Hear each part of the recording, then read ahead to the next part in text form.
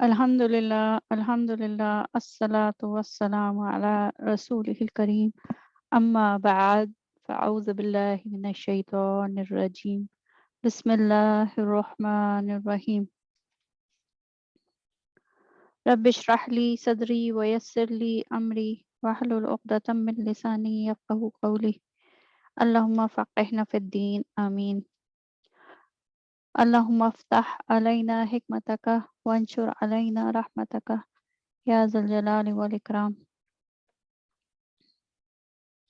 अस्सलामु अलैकुम वरहमतुल्लाह वबरकातुहू।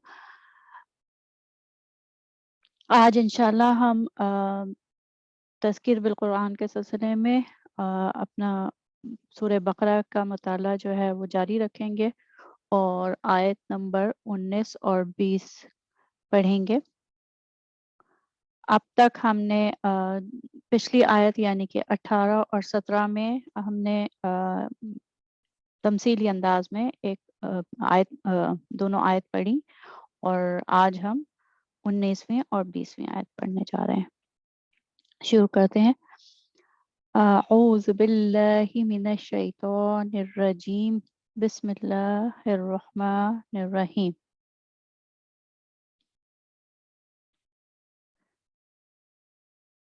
अच्छा, तफ़हीम के सिलसिले में यानी कि आयत का मफ़हूम से जानने के सिलसिले में सबसे पहले हम आयत को लफ्ज़ ब लफ्ज़ पढ़ते हैं और लफ्ज़ों के मायने भी देखते हैं और फिर उसका तर्जुमा। तो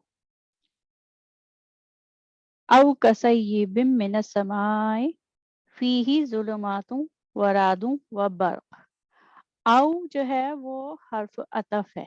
हर्फ अतफ या उर्दू में जैसे कहते हैं ना या तो ये या वो। तो अभी हमने जो पिछली सॉरी ये आगे की तरफ जा रहा है। जो हमने अभी पिछली आयत 17वीं और 18वीं आयत जो पढ़ी हैं उसमें मिसाल दी गई थी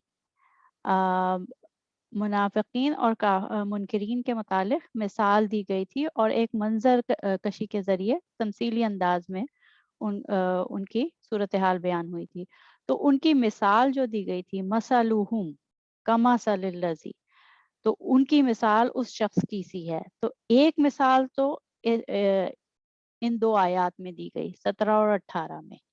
अब वही मिसाल का एक और है जो औ से शुरू हो रहा है, यानी कि एक मिसाल तो 17 और 18वीं आयत में दी गई 17th और 18th आयत में, और दूसरी मिसाल दी गई है या फिर उनकी मिसाल ऐसी है। यहाँ पे जब औ आ रहा है तो इसका मतलब है या फिर उनकी मिसाल ऐसी है, जैसे तर्जुमे में भी हमें नजर आ रहा है या फिर उनकी मिसाल ऐसी है जैसे। अच्छा, जैसे काफ ये जो आ रहा है ना इसका मतलब है जैसे का सय्यिबिम मिनस समाई, जैसे आसमान से जोरदार बारिश बरस रही हो। का सय्यिबिम मिनस समाई, आसमान से जोरदार बारिश बरस रही हो। फीही ज़ुलुमातुन, जिसमें के तारीकियां हो, अंधेरे हो। वरादुन, गरज हो थंडर। व बर्क, और बिजली भी चमक रही हो। तो या फिर उनकी मिसाल। अच्छा, इस आयत में भी उन्हीं काफिरीन और मुनकिरीन की और मुनाफिकीन के बारे में जो हमने आयत सूरह बकरा की आयत 6 से लेकर 16 तक पढ़ी, उन्हीं लोगों की मिसाल जो है एक तमसीली अंदाज में एक जो पिक्टोरियल डिपिक्शन कह लें या ड्रामेटाइजेशन, उस अंदाज में उनकी सूरत हाल बताई है इन आयात में। तो एक मिसाल पहले आई, अब ये दूसरी मिसाल के या फिर इनकी मिसाल ऐसी है जैसे आसमान से जोरदार बारिश बरस रही हो जिसमें जुलुमात तारीकियां हो और गरज चमक भी हो। ये इसके अल्फाज मायने अभी ही हम देख लेते हैं। कसय्यिब, सय्यिब जो है, सय्यिब काफ का मतलब तो काफ जो है वो हर्फ जर है और उसका मतलब है जैसे, जैसे के। तो सय्यिब जैसे कि तेज, बहुत तेज बारिश। सय्यिब जो है उसका रूट लेटर है स्वाद, वाव और बा, اور اس کا مطلب ہے رین پورنگ فورتھ مچ اور abundantly. اچھا کہیں کہیں اس کو بادل بھی کہا گیا ہے. کلاؤڈز جو بارش برسانے والے بھاری جو کلاؤڈز ہوتے ہیں وہ بھی کہا گیا ہے. اچھا اس صابہ یا صوبو جو ہے وہ اس کا مطلب بارش برسنا بھی ہے اور کسی چیز کا اوپر سے اترنا یا نازل ہونا بھی ہے.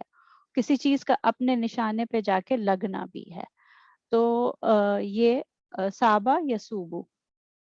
اچھا سیب جو ہے نا, سیب وہ صابہ یا صوبو سے ہی ہے, لیکن یہ سیب جو ہے فعیلن کے وزن سے وہ بالغی کا صیغہ ہے.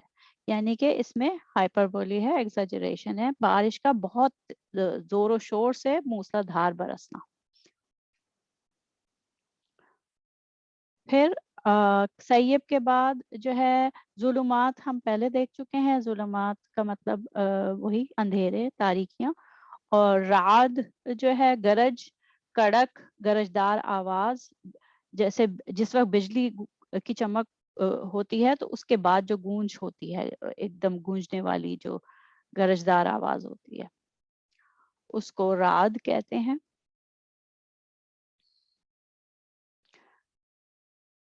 اور برق بجلی کو کہتے ہیں. ٹھیک. اچھا آیت کا اگلا حصہ تو جب یہ موسلادھار بارش ہو رہی ہو اور گرج چمک بھی ہو تو کیا ہو اس سین میں, اس میں کیا آگے کی آیت میں کیا آ رہا ہے؟ یجعلون اصابعہم فی آذانہم من الصواعق حذر الموت. یجعلون وہ ڈال لیتے ہیں کیا, اصابعہم, اصابع جو ہے انگلیاں, اپنی ہم کا مطلب اپنی, اصابعہم اپنی انگلیاں, وہ اپنی انگلیاں فی آذانہم ڈال لیتے ہیں, ڈال لیتے ہیں اپنے کانوں میں. جب من الصواعق, جب بجلی کی کڑک ہوتی ہے, گرنے والی بجلیاں ہوتی ہیں, صاعقہ گرنے والی بجلی کو کہتے ہیں, وہ بجلی جو گر جائے تو صاعقہ. تو صواعق اس کی جمع ہے. گرنے والی بجلیوں سے ان کو ڈر لگتا ہے کہ کہیں مر ہی نہ جائیں. حذرہ جو ہے وہ ڈر, خوف. حذر الموت, موت کے ڈر سے گرنے والی بجلیوں کے ساتھ ہی وہ اپنی انگلیاں اپنے کانوں میں ٹھونس لیتے ہیں.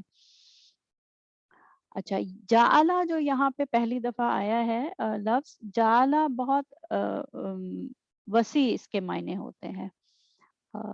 تو اس میں یہ کہ اس کے معنی بنانا بھی ہے, رکھنا, ڈالنا, اثر کرنا, تیار کرنا, پیدا کرنا, مقرر کرنا, یہ سارے معنی ہیں.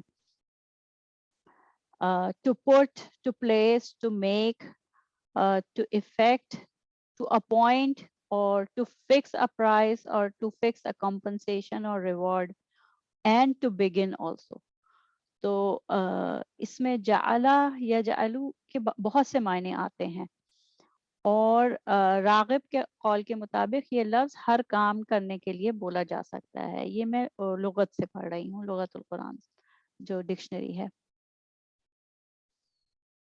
مثلا قرآن کریم میں ہے وَجَعَلَنِي نَبِيًّا, اس نے مجھے نبی بنا دیا. اچھا اس میں نبی بنایا یعنی کہ نبی اپوائنٹ کر دیا. اس میں اپوائنٹ کے نام مطلب ہوا. اور کہیں کہیں کسی چیز کو واقعی کریٹ کرنا, تخلیق کے معنوں میں بھی آتا ہے جعلا. تو غرض یہ کہ قرآن پاک میں جہاں جہاں یہ لفظ آیا ہے سیاق و سباق کے مطابق اس کے معنی کیے جائیں گے. ہر مقام پر ایک ہی معنی نہیں ہوں گے کیونکہ یہ بہت ڈائیورس ہے, اس کے میننگ میں ڈائیورسٹی ہے. تو یہ لفظ انگلش کے ٹو میک کی طرح ہے, وسیع المانی ہے. یہ یہاں پہ اس کے معنی یہی ہیں کہ اصابعہ جو کہ جمع ہے فنگر کی, پلورل ہے اسبعو کا, اسبعو کا پلورل ہے. اور اس کا مطلب ہے انگلیاں، تو وہ اپنی انگلیاں جو ہیں اپنے کانوں میں ڈال لیتے ہیں یا ٹھوس لیتے ہیں. اچھا،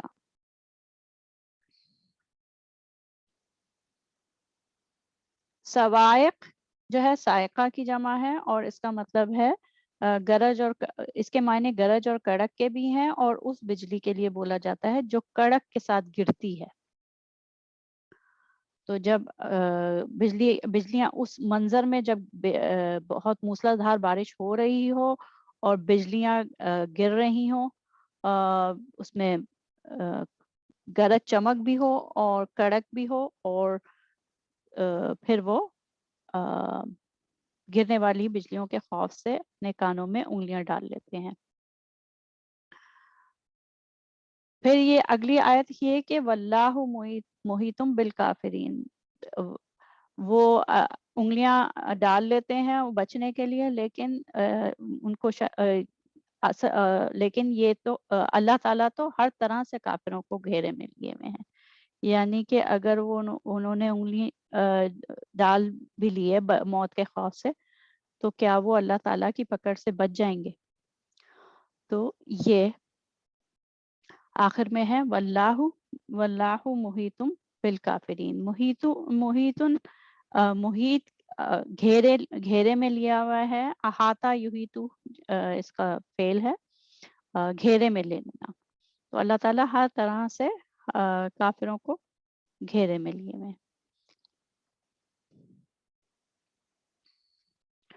اچھا، اب ہم اس کو اس کی تفہیم کے سلسلے میں دیکھتے ہیں کہ یہ دونوں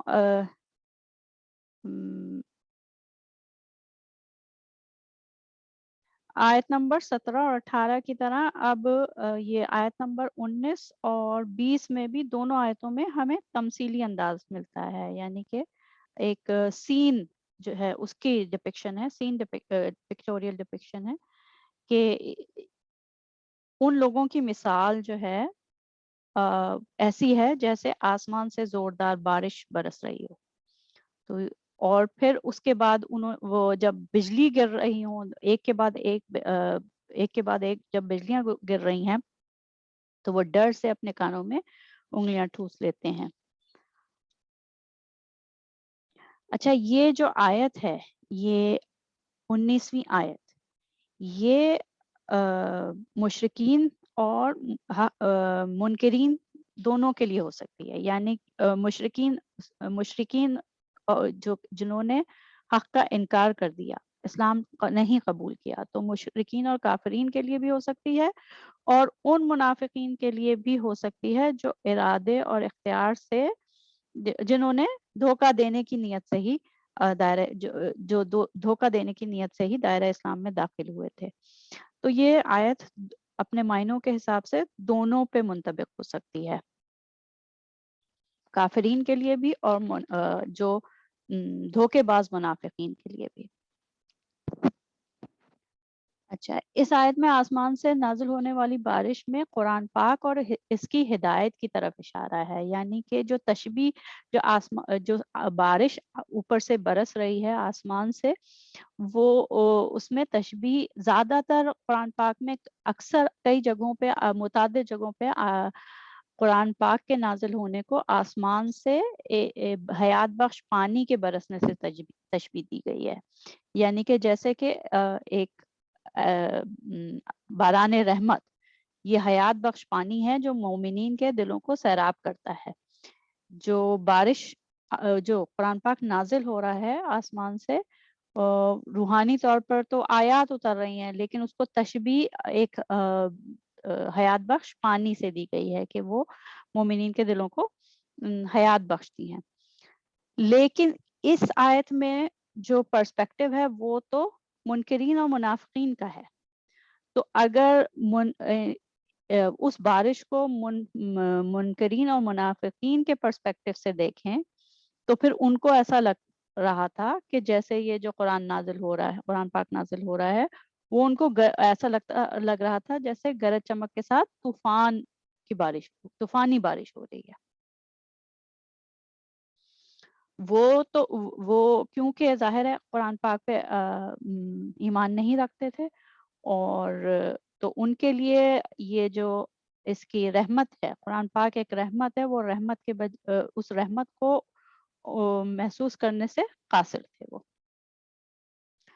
اچھا، اگر ہم اب اس آیت کو مشرکین مکہ کے حوالے سے دیکھیں کہ مشرکین مکہ جنہوں نے حق سے مکمل انکار کیا ہوا تھا، کفر کی روش اختیار کی ہوئی تھی، تو ان کی پرسپشن کے مطابق اس آیت کو اگر ہم ایکسپلین کرنا چاہیں تو وہ جو مشرکین تھے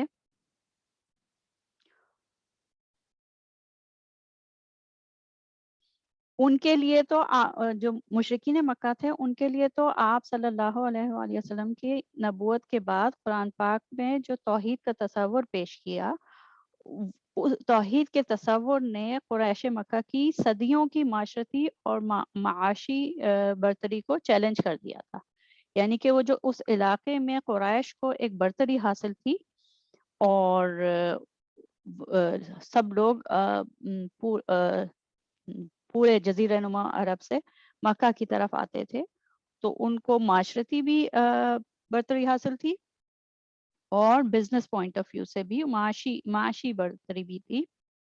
وہ ایک سینٹر تھا ٹریڈ کا. تو اچھا، اور خانہ کعبہ میں سینکڑوں بت تھے جن کی عبادت اور زیارت کے لیے ہزاروں لوگ پورے عرب سے مکہ میں آتے تھے، اور قریش ان کی میزبانی کا رول ادا کرتے تھے.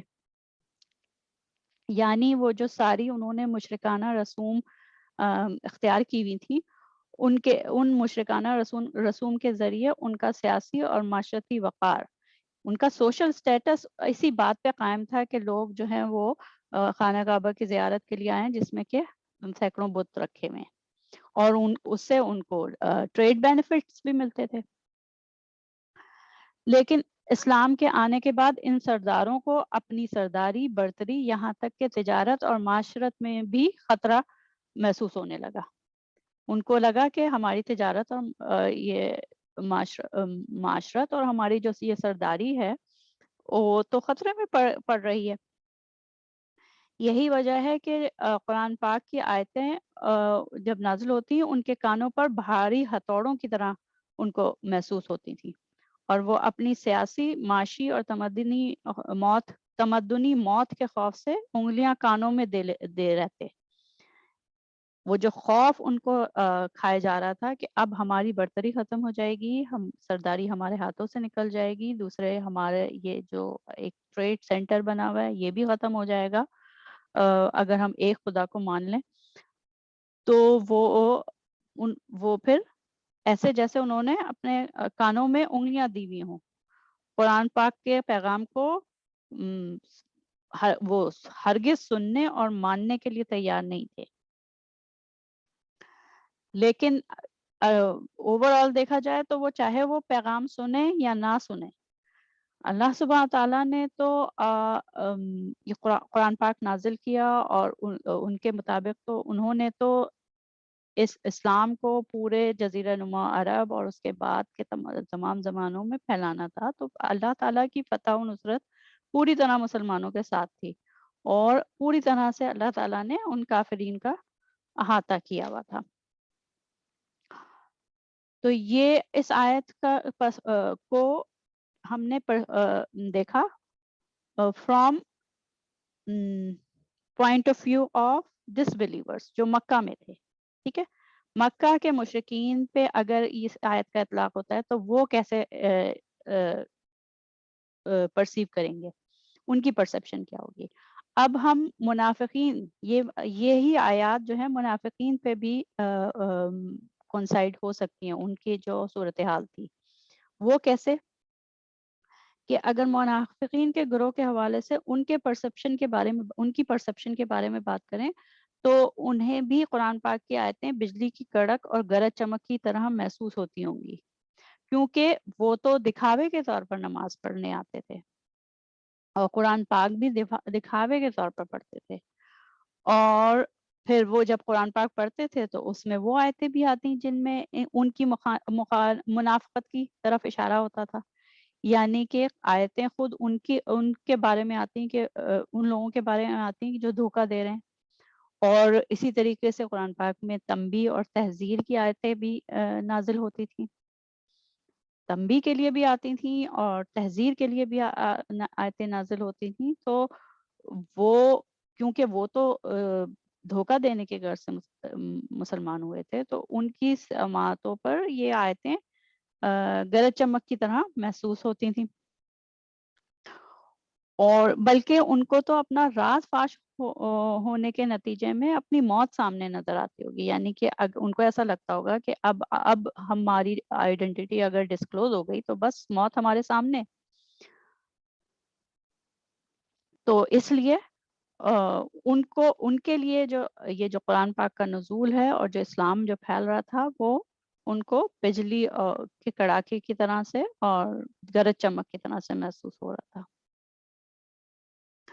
اچھا، یہ ڈر تو تھا ان کو موت کا، اور لیکن پھر بھی انہوں نے اپنے دھوکے اور سازشوں کی روش جاری رکھی، اور جیسے کہ بالکل قرآن پاک کی تعلیمات پہ جیسے صرف نظر ہی نہیں کرتے تھے، انگلیاں جیسے کان میں ڈال رکھی تھیں کہ کہیں قرآن پاک کی تعلیمات ان کے دل میں اتر کر اثر انداز نہ ہو جائے. اور یہاں تک وہ اپنے اس فریب اور دھوکے بازی کے جو سازشی معاملات تھے اس پہ جمے رہے، یہاں تک جمے رہے کہ آخرکار اللہ تعالیٰ نے انہیں ڈھیل دینے کا فیصلہ کیا اور ان سے ہدایت کی توفیق یعنی ہدایت کا نور سلب کر لیا. آخرکار اللہ تعالیٰ نے ان سے جو ہدایت کی توفیق تھی کہ وہ کسی وقت پلٹ کر آ سکتے تھے، وہ سلب کر لیا، ان کے دلوں پر مہر لگا دی، جیسا ہم پچھلی آیات میں پڑھ چکے ہیں. تو یہ آیت جو ہے وہ دونوں کے لیے ہو سکتی ہے، مشرکین مکہ کے لیے بھی اور دھوکے باز منافقین کے لیے بھی. اب ہم آگے اگلی آیت کی طرف چلتے ہیں.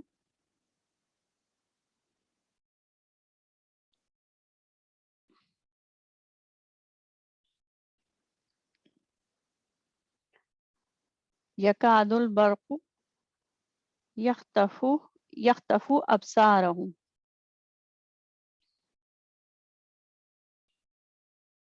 اچھا، یہ یکادو جو ہے، کادا یکادو، یہ فعل یہ ان افعال کو افعال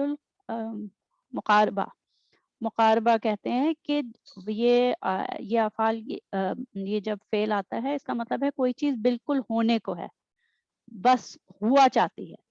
ایسا لگتا ہے یکادو، ایسا لگتا ہے کہ البرقو بجلی، ان کی بجلی کی چمک یا بجلی ان کی آنکھوں کو اچک کے لے جائے گی، ان کی جو بینائی ہے، آنکھوں کی بینائی ہے، اس کو اچک کے لے جائے گی. یختفو مانے اچک لے جانا. ابصارہم سے مراد ان کی آنکھوں کی بینائی ہے. آنکھیں تو ظاہر نہیں جا سکتی، لیکن آنکھوں کی بینائی جو ہے وہ بالکل ایسا لگتا ہے، قریب ہے کہ یہ جو بجلی چمک رہی ہے یہ ان کی آنکھوں کی بینائی کو اچک کے لے جائے. تو اس میں کادا یا کادو ہم نے دیکھ لیا، افعال المقاربہ ہے اس کا، کہ جب کوئی چیز بالکل ہونے کو ہوتی ہے تو اس وقت یہ فعل ہوتا ہے کہ قریب ہے، بالکل قریب ہے، ایسا لگتا ہے. پھر برق ہم جانتے ہیں بجلی. یختفو دیکھ لیتے ہیں. یختفو خطفا، خین تو اور فا اس کا روٹ لیٹر ہے. اس کا مطلب ہے کسی چیز کو سرعت کے ساتھ، تیزی کے ساتھ اچک لینا، اچک کے لے جانا.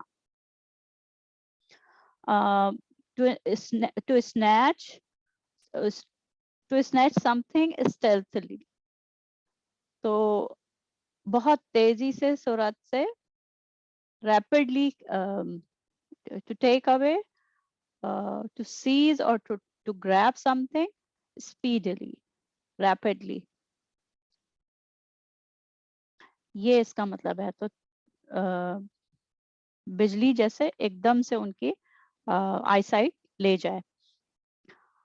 اچھا اب سین وہی چل رہا ہے, سین وہی جیسے آیت نمبر 19 میں ہے کہ موسلادھار بارش ہو رہی ہے, اس میں بجلی بھی ہے اور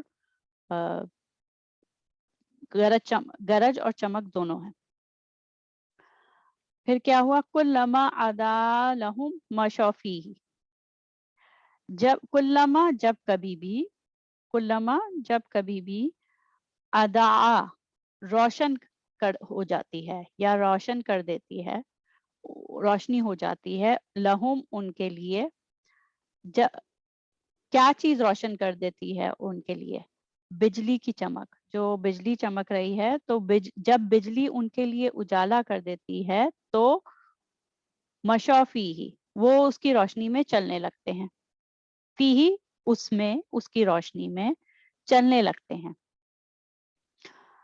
تو جب کبھی بھی جو بجلی کڑکتی ہے اور اس سے تھوڑی سی روشنی ہو جاتی ہے تو وہ چلنے لگتے ہیں. وَإِذَا أَظْلَمَ عَلَيْهِمْ قَامُوا, اور جب ان پر اندھیرا چھا جاتا ہے, اور جب وَإِذَا أَظْلَمَ, اظلم اندھیرا چھا گیا. اچھا ایزا جو ہے شرط ہے نا, کہ جب ان پہ اندھیرا چھا گیا, اس لیے چھا جاتا ہے کیونکہ شرط کا لفظ آ رہا ہے نا. تو وَإِذَا أَظْلَمَ, جب ان پہ اندھیرا چھا جاتا ہے, قاموا, وہ کھڑے رہ جاتے ہیں. قام یقوم ہم پہلے بھی پڑھ چکے ہیں اقیم الصلاۃ میں. تو قام یقوم جب ثلاثی مجرد سے آتا ہے تو کھڑے ہو جانا, فزیکلی کھڑے ہو جانا. اقام یقیم کسی چیز کو کھڑا کرنا, کسی چیز کو اسٹیبلش کرنا. یہاں پہ قام یقوم ہے کہ وہ کھڑے رہ جاتے ہیں. تو جب بجلی اجالا کرتی ہے تو وہ چلتے ہیں, اور جب اندھیرا ہو جاتا ہے تو کھڑے رہ جاتے ہیں. وَلَوْ شَاءَ اللَّهُ لَذَهَبَ بِسَمْعِهِمْ وَأَبْصَارِهِمْ. اچھا اس میں خطفہ ہم دیکھ چکے ہیں, ادا ہم پچھلے اس میں آیت میں دیکھ چکے ہیں, روشن کر دینا. مشا یمشی, یہ جو مشا کا لفظ ہے, مشا چلنے لگتے ہیں, پیدل چلنے لگتے ہیں, اپنے ارادے سے پیدل چلنے لگتے ہیں.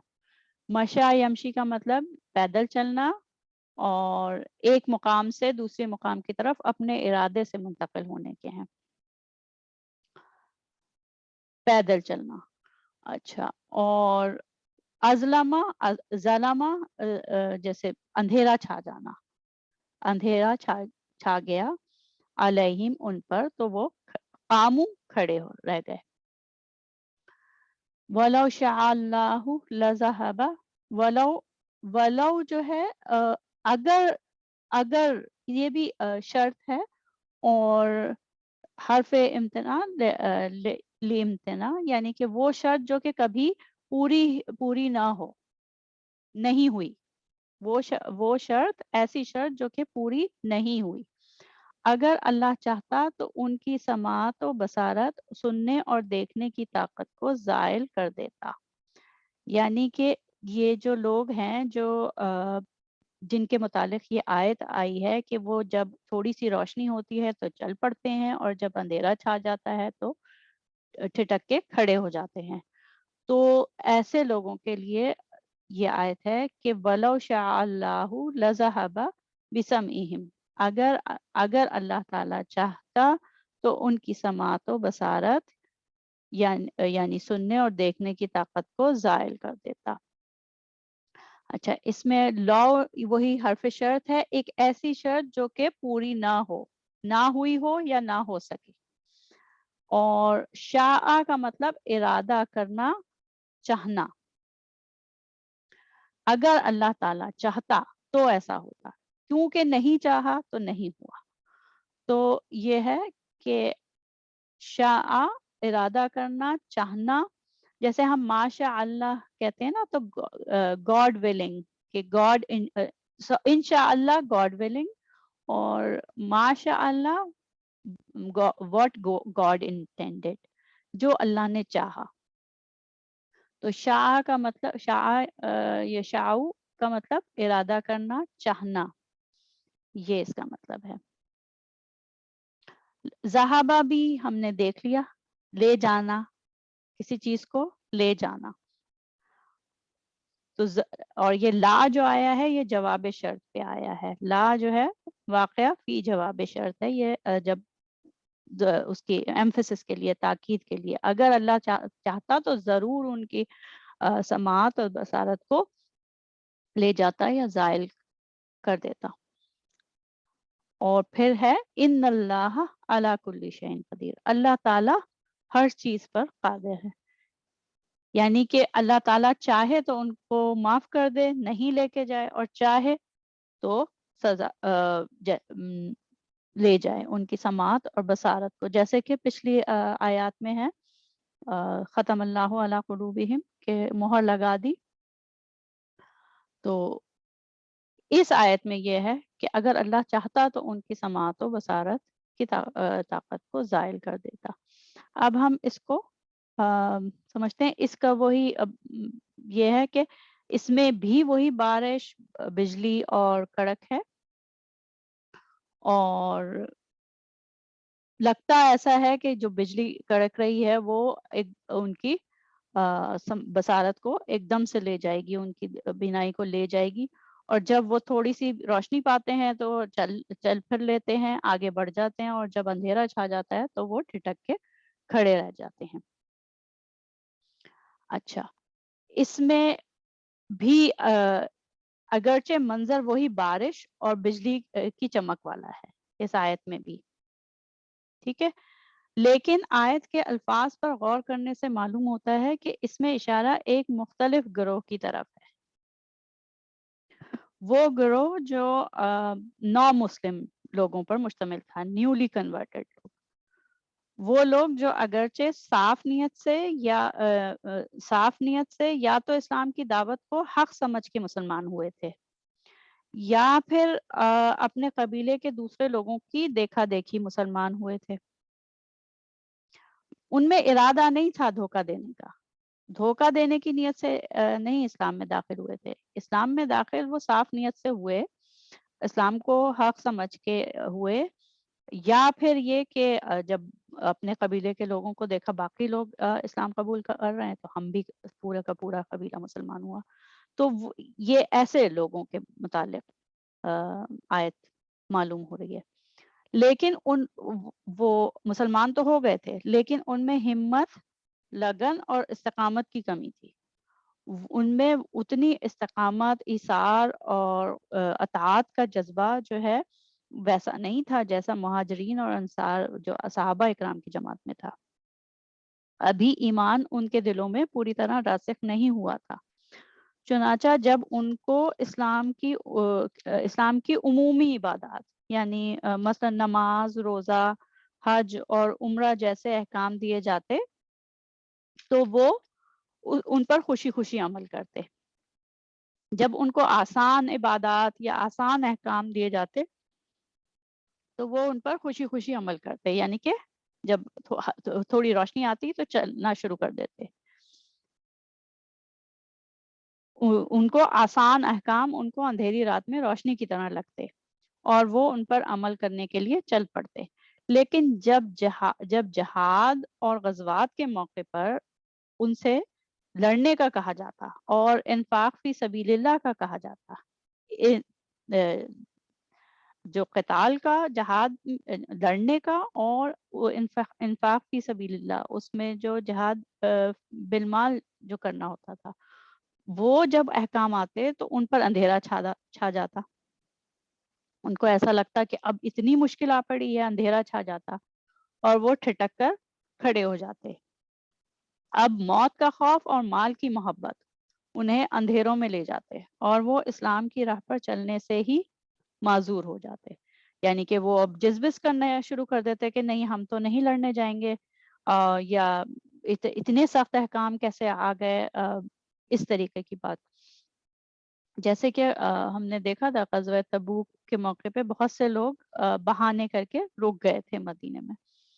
تو یہ آیت اگر ہم دیکھیں تو یہ ان منافقوں کے لیے جو عمل کے منافق تھے، نیت سے منافق نہیں تھے بلکہ عمل سے منافق تھے. تو ان عمل کے منافقوں کے لیے اللہ تعالیٰ آیت میں فرماتے ہیں کہ اگر وہ چاہتے تو ان کی بھی سماعت اور بصارت کی صلاحیت کو زائل کر دیتے، یعنی ہدایت کی توفیق سلب کر کے دلوں پر مہر لگا دیتے. اگر اللہ تعالیٰ چاہتے تو ان کے بھی دلوں پر مہر لگا دیتے، لیکن انہوں نے ایسا نہیں کیا اور ان کو مہلت اس زندگی تک مہلت دے دی جب تک وہ زندہ ہیں، تاکہ چاہیں تو اپنے اعمال درست کر لیں اور استقامت اختیار کر لیں. اگر ہم تھوڑا غور کریں تو ایسا معلوم ہوتا ہے کہ کیونکہ ان لوگوں میں شروع سے ہی دھوکہ دینے کا ارادہ یا نیت نہیں تھی، اور نہ ہی مومنین سے استہزاء والا معاملہ تھا، جیسے کہ وہ دوسرے منافقین کا تھا جو کہ باقاعدہ سازشوں دھوکہ دینے کے لیے اور سازشیں کرنے کے لیے مسلمانوں میں تھے. تو وہ والا معاملہ ان لوگوں کے ساتھ نہیں تھا، بلکہ ان میں عملی کوتاہی، غفلت، بے ہمتی اور یا پھر استقامت کی کمی تھی. اس لیے اللہ تعالیٰ نے ان کے معاملے میں وہ دلوں پر مہر لگانے والا معاملہ نہیں کیا.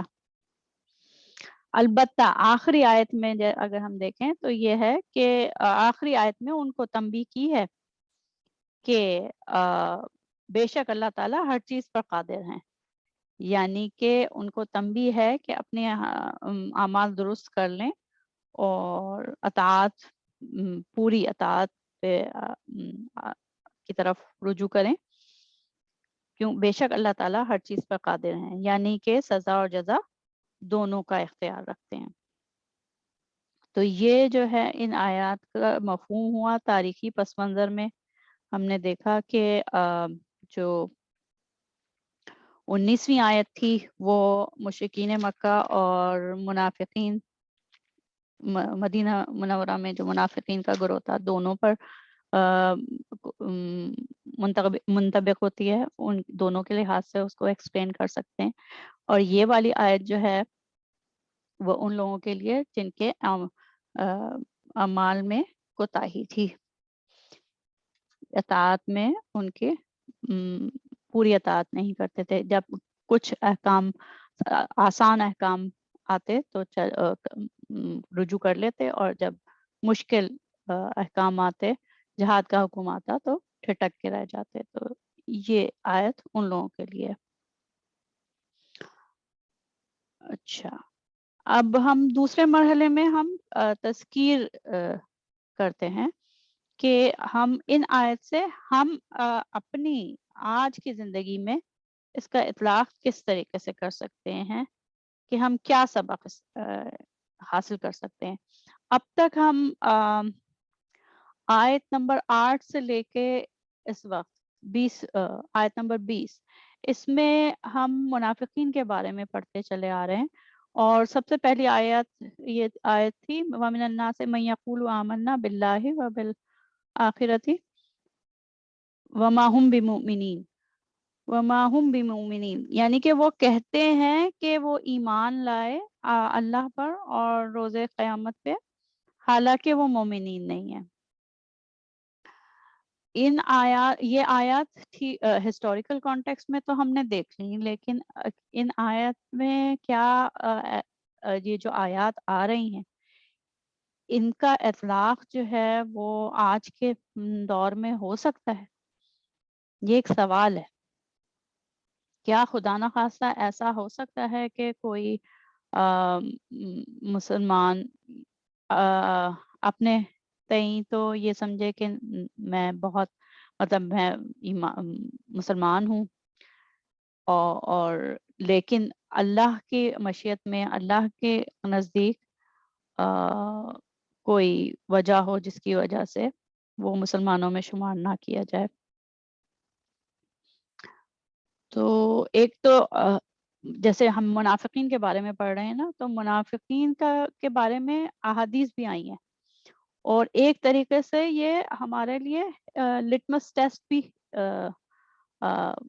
لٹمس ٹیسٹ کا کام بھی کر سکتی ہیں. جیسے صحیح بخاری میں حدیث نمبر 33 ہے کتاب الایمان میں، منافق کی نشانیاں. آپ صلی اللہ علیہ وآلہ وسلم نے فرمایا منافق کی علامتیں 3 ہیں: جب بات کرے جھوٹ بولے، جب وعدہ کرے اس کے خلاف کرے، اور جب اس کو امین بنایا جائے تو خیانت کرے. تو یہ 3 علامتیں، یہ اس میں یہ کہ ہر انسان کو، ہر مسلمان کو خود جو ہے وہ دیکھیں کہ یہ اس میں سے کوئی 3 علامتیں تو نہیں ہیں. پھر اچھا، اس ایک حدیث میں جو ہے وہ 3 علامتیں ہیں، اور دوسری حدیث جو کہ نیکسٹ ہے اس کا نمبر صحیح بخاری میں 34 ہے، اور اس میں رسول اللہ صلی اللہ علیہ وآلہ وسلم نے فرمایا کہ 4 عادتیں جس کسی میں ہوں تو وہ خالص منافق ہے، اور جس کسی میں ان چاروں میں سے ایک عادت ہو تو وہ بھی نفاق پر ہی ہے، وہ بھی نفاق پر ہی ہے جب تک اسے نہ چھوڑ دے، وہ بھی نفاق ہی ہے جب تک اسے نہ چھوڑ دے. وہ یہ ہیں: جب اسے امین بنایا جائے تو امانت میں خیانت کرے، بات کرتے وقت جھوٹ بولے، اور جب کسی سے عہد کرے تو اسے پورا نہ کرے، اور جب کسی سے لڑے تو گالیوں پر اتر آئے. اب یہ 4 علامتیں ہیں جو کہ اگر ہم موجودہ دور کے تناظر میں دیکھیں تو اس کے نتائج ہمیں جو اس سے جو ہمیں انفلوئنس ملے گا آبزرویشن کرنے کے بعد، آبزرو کرنے کے بعد، اپنے اراؤنڈ آبزرو کرنے کے بعد جو نتیجہ نکلے گا وہ بہت خطرناک ہے. کیونکہ بہت سے معاشرے ایسے ہیں جہاں مسلمان معاشرے ایسے ہیں جہاں پہ جھوٹ جو ہے بہت زیادہ پریویلنٹ ہے، وعدہ خلافی اور خیانت، امانت میں خیانت. ایک تو امانت وہ ہوتی ہے نا جو چیز کسی کو دے دیں تو وہ لوٹا دے، لیکن وہ امانت جو کہ ذمہ داریاں، جب جاب ہوتی ہے، کسی جاب پہ کام کر رہے ہیں، اس پہ جو ذمہ داری دی گئی ہے اس میں خیانت کرنا، جاب آورز میں خیانت کرنا، جتنا کام کرنے کا جو ہے وہ جاب ڈسکرپشن میں شروع میں جو ہم نے کانٹریکٹ سائن کیا ہے اور ہم نے کہا ہے کہ اتنے گھنٹے ہم کام کریں گے، اور وہ کام اتنے گھنٹے نہیں کیا، وہی خیانت ہو جاتی ہے، وہیں پہ خیانت ہو جاتی ہے. تو بہت سی مثالیں ہیں معاشرے میں، تو ایک نہیں کئی مثالیں ہیں، بہت دل دکھتا ہے اس میں. عام زندگی میں جیسے ہم دیکھیں جھوٹ اور دھوکہ اس قدر ہے کہ مثال کے طور پر جیسے میں سنتی ہوں ایجوکیشن میں بھی بہت سارے گھپلے ہوتے ہیں، ایجوکیشن کے ڈپارٹمنٹ میں بھی، کہ جیسے ایک اسٹوڈنٹ ہے، اب اس کا جو ہے وہ اس نے انجینئرنگ کالج میں داخلہ لینا تھا، لیکن اس کا اسکور، اس کی پرسنٹیج اتنی ہائی نہیں آئی. اب اس کے والدین کو کیا مشورے ملتے ہیں کہ فلاں شخص بورڈ میں ہے، اور آپ اسکروٹنی کرا لیں، اور اسکروٹنی کرا لیں، فلاں شخص سے بات کر لیں، اس کو اتنا دے دیں اور آپ کے بچے کے نمبر بڑھ جائیں گے، اس کی پرسنٹیج ہائی ہو جائے گی، اس کا انجینئرنگ میں داخلہ ہو جائے گا. اب یہ کیا ہے؟ یہ امانت میں خیانت نہیں تو پھر کیا ہے؟ اور یہ ایک نہیں کئی مثالیں ہیں معاشرے میں دکھتی ہیں. پھر ٹیکس چوری، جو ٹیکس چوری کرتے ہیں ہم، استغفر اللہ. وہ ایک اتنے اتنی اتنی مثالیں ہیں کہ باقی سب نماز بھی چل رہی ہوتی ہے، روزہ، حج، زکوٰۃ سب چل رہا ہوتا ہے، لیکن ٹیکس فائل کرنے میں وہ گھپلے کرتے ہیں.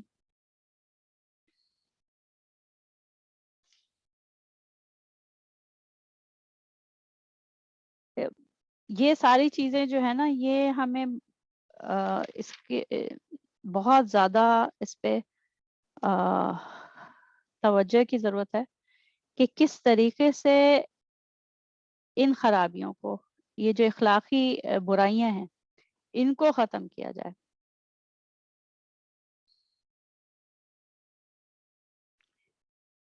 ان اخلاقی برائیوں کو دیکھ کے تو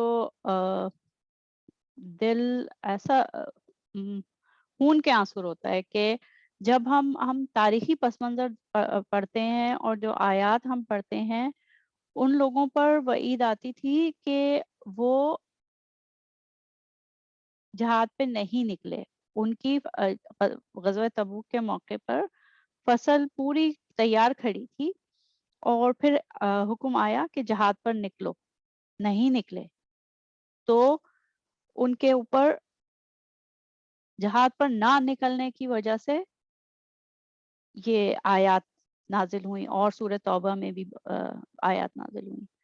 ایک آج کی مسلمان قوم کا حال ہے کہ اس کو معاشرتی برائیوں سے اپنے آپ کو روکنے کے لیے جدوجہد کرنی ہے. رشوت نہ دینے کے لیے اپنے نفس کو روکنا ہے.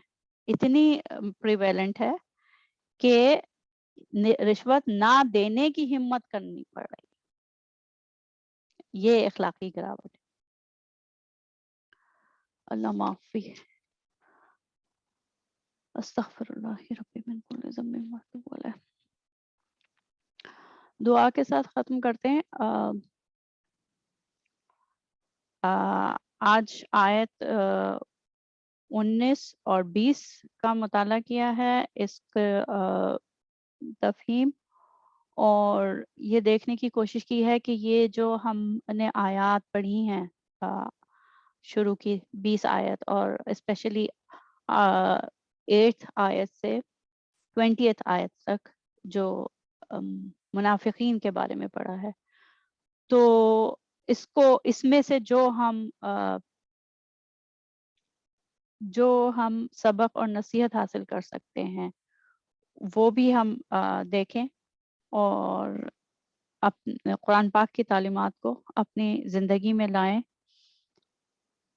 اور کوشش اس کو نہ صرف قرآن پاک کو سیکھیں بلکہ اس کو اپنی عملی زندگی میں داخل کریں انشاءاللہ.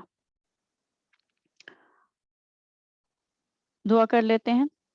سبحانک اللہم و بحمدک نشہد ان لا الہ الا انت نستغفرک و نتوب الیک. ربنا اغفر لنا ذنوبنا وکفر عنا سیئاتنا وتوفنا مع الابرار. ربنا لا تزغ قلوبنا بعد إذ هديتنا وهب لنا من لدنك رحمة إنك أنت الوهاب. بسم الله الرحمن الرحيم. والعصر إن الإنسان لفي خسر إلا الذين آمنوا وعملوا الصالحات وتواصوا بالحق وتواصوا بالصبر. السلام علیکم ورحمۃ اللہ وبرکاتہ.